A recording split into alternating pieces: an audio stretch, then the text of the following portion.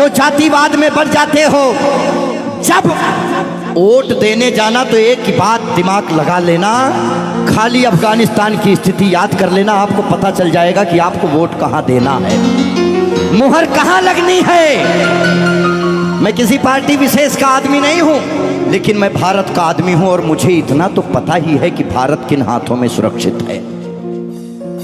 इसीलिए ध्यान से ये जो जातिवाद में हम लोग बट रहे हैं उस पे है कि मन की हल्दी घाटी में राणा के भाले डोले थे, यूं लगता है वीर शिवाजी चीख चीख कर बोले थे। पुरखों का बलिदान घास की रोटी तक शर्मिंदा है, कट गई जंग में राणा की बोटी बोटी शर्मिंदा है। खुद अपनी पहचान मिटा दी कायर भूखे पेटों ने, जो टोपी जालीदार पहन ली हिंदू माँ के बेटों ने। और सर पर लानत, तालियां नहीं, सुनिए पूरी बात, कि मन की हल्दी घाटी में राणा के भाले डोले थे, यूं लगता है वीर शिवाजी चीख चीख कर बोले थे। पुरखों का बलिदान घास की रोटी भी शर्मिंदा है, कट गई जंग में राणा की बोटी बोटी शर्मिंदा है। खुद अपनी पहचान मिटा दी कायर भूखे पेटों ने, जो टोपी जालीदार पहन ली हिंदू माँ के बेटों ने। सर पर लानत वाली छत से फिर खुला ठिकाना अच्छा था, टोपी गोल पहनने से तो मर जाना ही अच्छा था।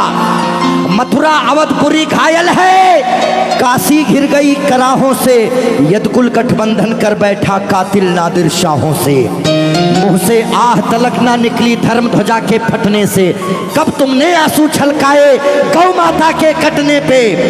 हिंदुस्तान के लोगों जागो, कब तुमने आंसू छलकाए गौ माता के कटने पे। जागे नहीं अगर आज हम, तो ये प्रश्न पीढ़ियां पूछेंगी। हमारे पास दो ही ऑप्शन है, या तो हम अपनी आने वाली पीढ़ियों के लिए चेतावनी बन जाएं या मिसाल बन जाएं। ना हम कश्मीरी पंडितों को भूलेंगे और ना राम भक्तों पे गोलियां चलाने वाले को भूलेंगे। ये वही भारत है, ध्यान रखिएगा। किसी बहकावे में नहीं आना है कि कब तुमने आंसू छलकाए गौ माता के कटने पे, और जागे नहीं अगर हम, तो ये प्रश्न पीढ़ियां पूछेंगी। गन पकड़े हिंदुओं के बेटे और बुरके से लदी बेटियां पूछेंगी, बोलेंगी हे आर्यपुत्र इतना उद्धार किया होता, खतना करवाने से अच्छा हमको मार दिया होता।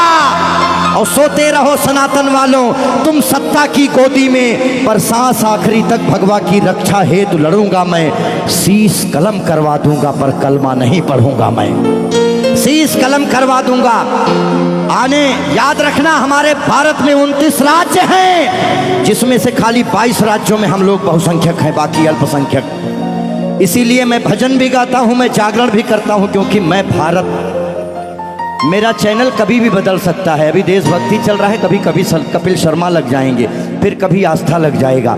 लेकिन एक बात का ध्यान रखना, हमेशा हम आज़ाद कैसे हुए ये बहुत मायने नहीं रखता है, लेकिन हम गुलाम कैसे हुए ये बहुत ज़्यादा मायने रखता है।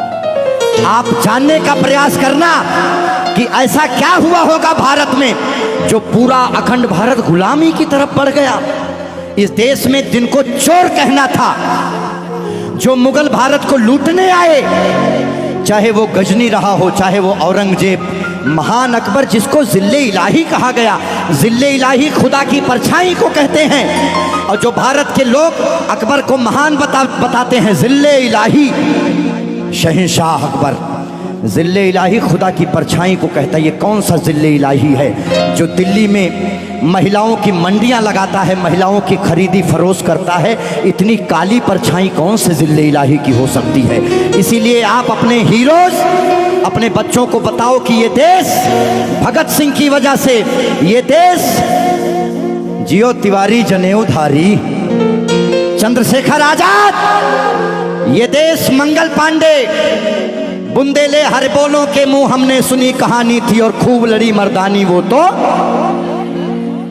हमारे यहाँ महिलाएं घूंघट करती हैं क्योंकि यहाँ लुटेरे आए भारत में, लूटे, डोलियां लूटे, महिलाओं के साथ दुराचार किए, जिसकी वजह से उन्हें पर्दे में रखा जाने लगा। भारत के लोगों, 2022 का चुनाव आपके सर पे है। मोहर लगाने से पहले सोच लेना कि भारत वाकई में किन हाथों में महफूज है। बाकी आगे आपकी मर्जी। बोलिए भारत माता की।